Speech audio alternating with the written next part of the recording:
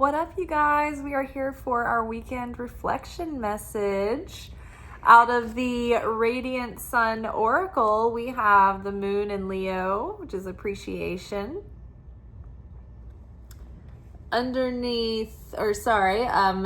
we have Mercury in Sagittarius, which is discovery. Followed by Venus in Pisces, which is submission.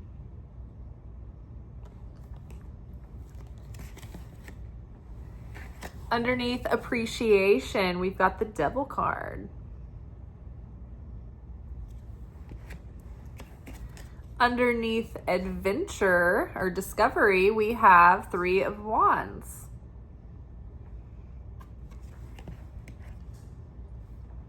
And underneath submission, we have Knight of Cups.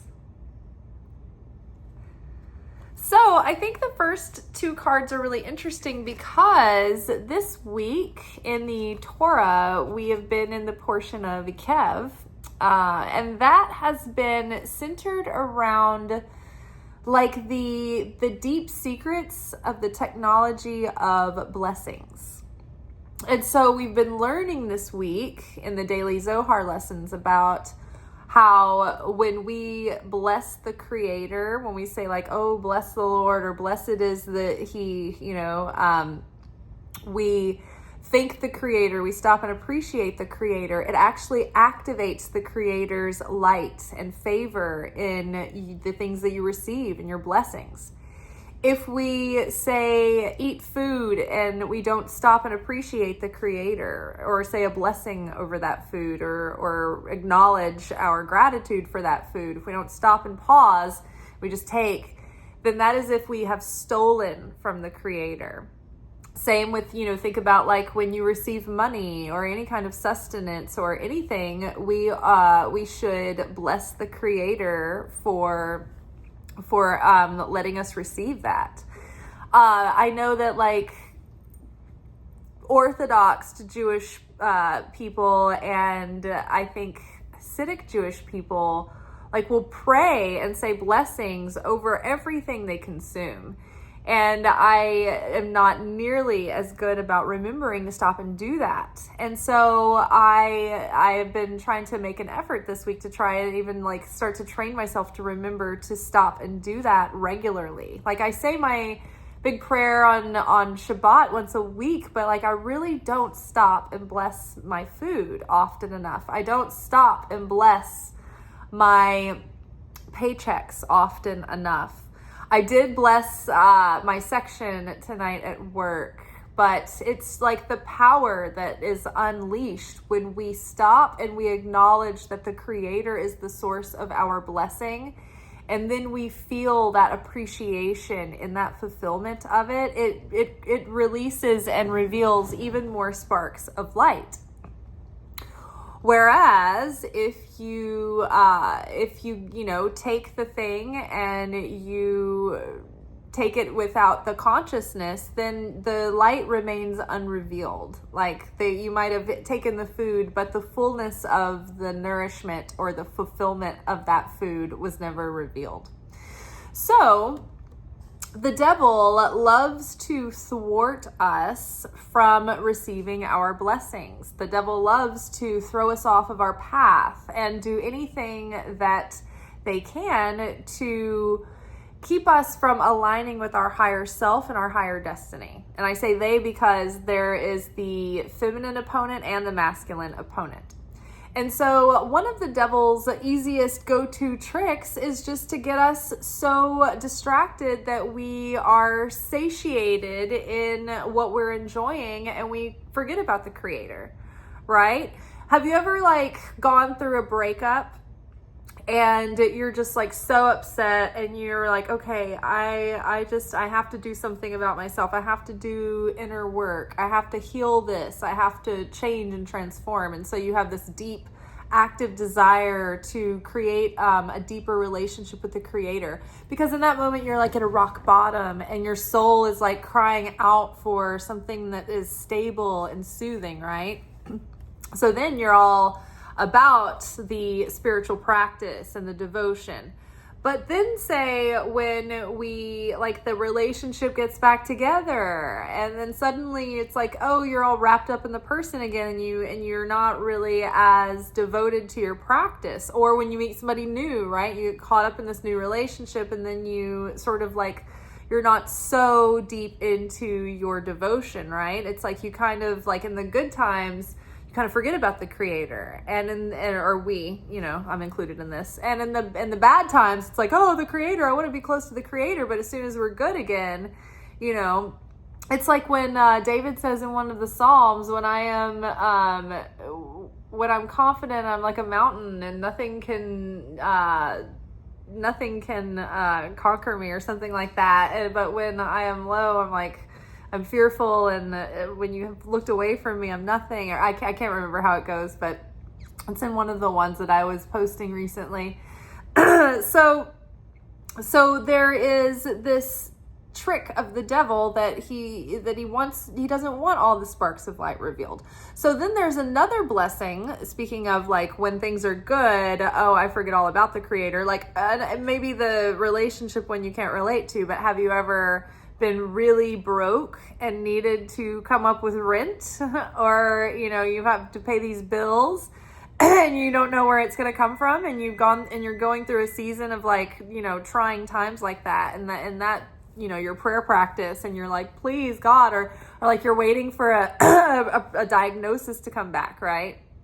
Really into your spirituality then, but it's like when everything's okay and everything goes back to normal, sometimes we kind of get forgetful of the creator. So there is a tool, this week was the first time I've learned about this, that there is actually a blessing that we say after the meal when we're full, and we thank the creator for having provided that meal and for the goodness that, we enjoyed. And that is an act to demonstrate to the creator that now that we're sated, now that we've eaten and are satisfied, we remember the God who brought us out of Egypt, who prepared the way and provided for us and protected us, right? So we keep that connection and we don't sever it. But it's easy to get caught up in the moment and be like, oh, everything's fine. I'm unstoppable. And then that's when the devil comes in. And when we let space come between us and the creator, and we're not in that diligent practice, then that's when, we left the back door open. The devil's going to get in there, and it's going to take over our ego and start causing us to go back into reactivity and reactive behavior and fall back into old patterns. So we are coming into a time of shifting from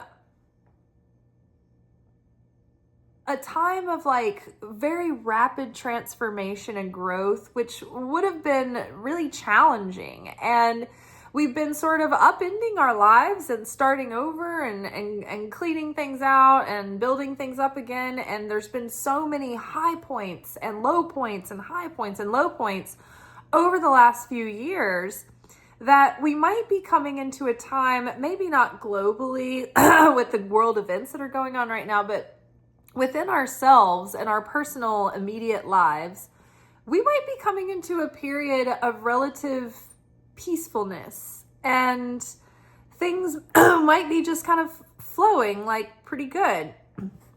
And it's interesting too, because at my Kabbalah class this week aligned with this theme as well, that sometimes we get so bored in the mundane times or doing the mundane tasks.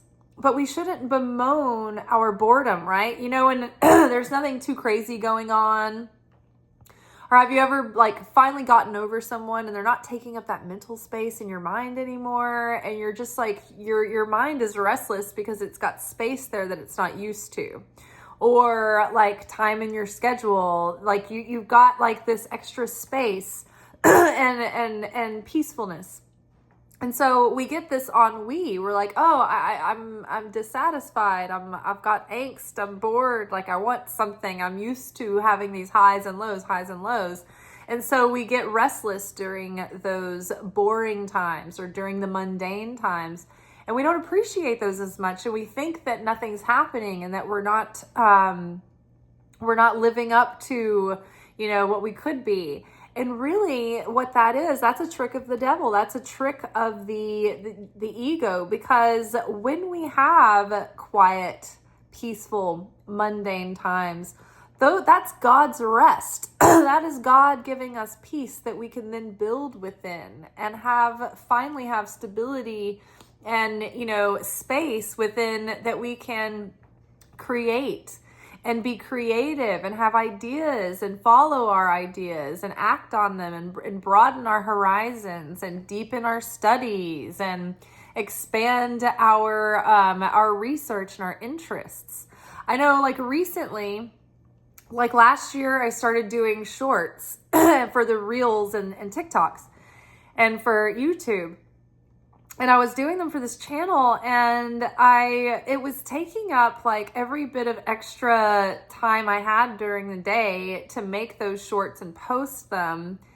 And in the end, I was thinking, recently I just stopped doing them because I'm working on building the second channel and the second platform. But there wasn't a strategic, there wasn't any benefit to doing the shorts. And so I decided that I was going to use that time. I just stopped doing them. I wasn't sure how I was going to use that little spare extra time, but I was like, I'm not doing these shorts right now. It's just taking too much of my energy, and they're not really getting me anywhere that I want to go. On YouTube, the shorts attract an entirely different audience that don't even watch the longer form content. And so those aren't really the ideal, I want to talk to you guys in depth, right? And so then on Instagram, it wasn't doing anything but giving people sort of this satiated feeling, and then they didn't want to come and watch the full video. So it was kind of working against me a little bit. I was too available, and it was causing people to just not come to the deeper content or something. I don't know. It just wasn't going anywhere. But then I realized when I started coming up with, when I had that extra free time, I started getting ideas and getting excited about building this new platform and this new channel. And I saw that there was a more strategic purpose for shorts in the new platform, and that would work for them. But the opening up the space and allowing myself to have that kind of empty space where it didn't feel right. It felt like I needed to fill that void because there was something there. Leaving it open allowed for organic creativity to start gestating again. And it led me to, I think, a really good, profound idea that's going to be really great, hopefully. So I think that this is all about not letting the devil come in and take our blessings by something as dumb as and silly as just forgetting to be completely appreciative. So engaging and utilizing that tool of blessing the creator. And it's supposedly the person who says the blessing draws down the blessing, and it goes through them first. They receive the blessing first, and then it spills out onto anyone who is in agreement with the prayer and says amen. Amen is grabbing that and sealing the contract. It's saying, okay, I'm having that too. And it's the magic words that complete the whole thing, that seal it and officialize it. So saying the blessing gives you maximum benefit. Saying amen seals the prayer and activates it essentially. And saying a prayer after you've enjoyed something also creates sustained fulfillment, so that it's not highs and lows, and you don't go you're not hot and cold with the creator. It's a more sustaining, ongoing connection that way.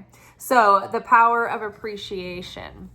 And obviously too, the more that we focus on what we appreciate, then the more that thing grows, and we draw more of that thing in as well.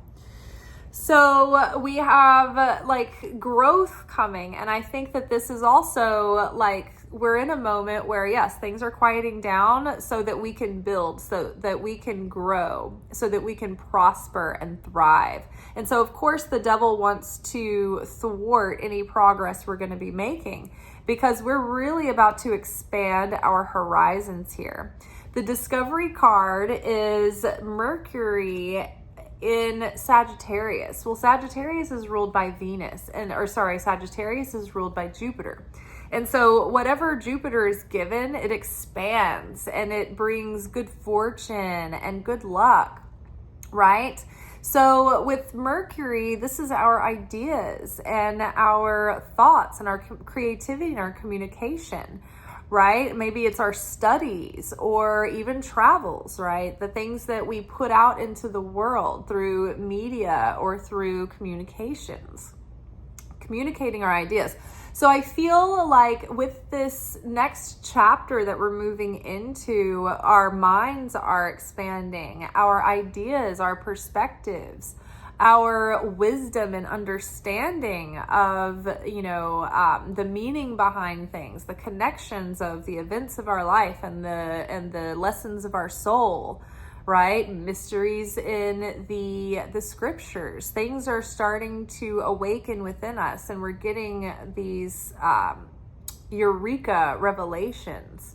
But also, I think, too, that this is coming through in our material lives as well. I think that we've done so much transformation and healing in our soul and in our hearts that we are starting to see the material beginnings of that transformation becoming evident in our material lives. And so this is going to be new opportunities and new people and new interests and maybe new passions, new goals, new exciting opportunities to embody our purpose, right? But I think big things are coming, and we're about to expand out of our comfort zone. We're getting a greater vision, and I think that vision is getting really clear. I think we're really starting to hone in on it, and it's starting to take shape. It's like we're putting on something like a leather piece, like a leather good that needs to get broken in. It's like we're putting on that new skin and we're breaking it in. Love it. All right, and then we have Submission and Knight of Cups. And so I feel like this is just answering that inspiration and that call of the soul to follow our active desire, to follow our inspiration and our motivation, right? The Knight of Cups goes after their heart's desire. The Knights are all about going after something, pursuing something, building something. They are growing and they're in the thick of it, right? And we're talking about submission. So it's like submitting or giving in to our creative desire and our inspiration. Getting excited about what we're creating and what we're working on and what we're working towards in this next chapter. And then just really letting that excitement and that passion be stoked, because it's the excitement and the passion that we put in to when we're getting engrossed in those taking action in our purpose, right? It's like, have you ever, if you're a writer or an artist, or if you've ever, or a gardener or a cook, right? Whatever it is that you put your hands in and you get into an activity and you start, even if like cleaned a closet before, reorganized, decluttered, you get into this activity and you get into the flow because you're so present in what you're doing that you get into this flow, and like time passes, like hours go by and you never even realize it. But then also time expands within those hours where you get so much more done than you think is possible in that time period. And you feel the sense of peace and well-being. And while you are in this deep engrossed work, it's like it's, in a way, it's kind of simple enough to let your subconscious come up. And then you start having these visions and these like these thoughts, and you can observe those thoughts, and it's like when you engage your mind in an activity and you get so engrossed in it, it's like all of a sudden it's like it activates or calls upon your subconscious. Your subconscious starts coming up and spilling forth. And I think that's what happens when artists become prophets, when they start channeling, they get lost in the work, and then they start channeling this wisdom through, and it comes through in the symbolism that they're choosing. And they might not even be consciously aware of why they feel compelled to use certain imagery, right? But it's their soul bringing forth messages and wisdom and teachings through the artwork. So give in to your desires as far as that excitement to get going and to go after your purpose and go after your dreams, and get excited about it again. You know, sometimes we get so lost in the pursuit of things, and it keeps just dragging on, maybe month after month, year after year, and you get lost in the autopilot of it. And sometimes we just need little moments and times to reset and take a moment away so we can come back with fresh eyes and with fresh excitement again.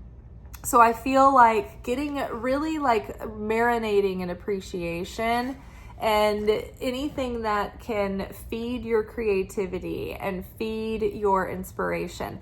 My friend at work is doing The Artist's Way, I think it is, by Julia Cameron, and it's like it's the daily devotional for the artists, and they write their pages, and one of the things is that you take yourself once a week on an artist date, and that is an activity that you do by yourself that engages the child within, and it really gets you inspired and excited and curious and gets your creative juices flowing, right? So maybe submit to that inner child within that is dying to go play, right? That's dying to, like, have you just been craving recently to go buy paints and paint supplies and paint something? Or maybe you've been like, oh, I've been wanting to build this shelf and I want to try woodworking. Like something is boiling up within you, and it's like this inner child that wants to express and play. And I think that's going to be good. I think that's going to lead us towards something really, really valuable. All right, y'all, that is all for tonight. Tomorrow night is Saturday, so we will be back together for our Saturday night secret sermon, Secret Teachings of Jesus, and we will be delving into the Gnostic Gospels, and we have maybe 1 or 2 portions left of the Gospel of Philip, y'all. I can't believe it. We're almost done. It's been like almost 2 years in this gospel, just studying the Gospel of Philip. So I've felt really close to Philip over these years, and I almost feel like he's just been here with us as a guide. And I'm going to miss him when we move on. I think I know what I want to do next, but I'm not going to talk about it yet. All right, y'all. Peace be with you. See you tomorrow.